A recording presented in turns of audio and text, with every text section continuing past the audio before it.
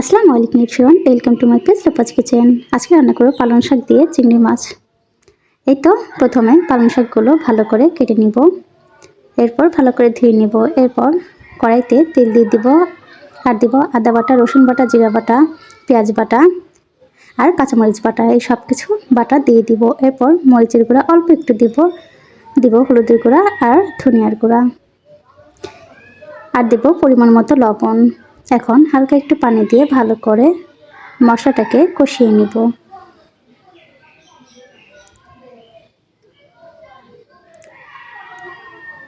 এই তো আমার মশলাটা কষানো হয়ে গেছে। এখন দিব চিংড়ি মাছগুলো।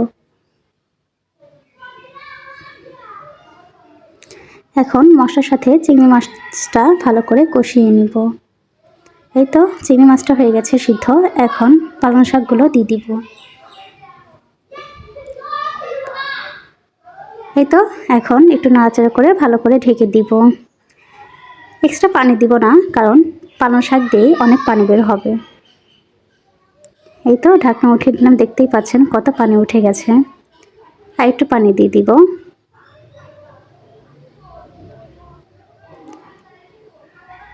আমার মনে হলো লবণটা একটু কম হয়েছে, তাই আমি আর একটু লবণ দিয়ে দিয়েছি।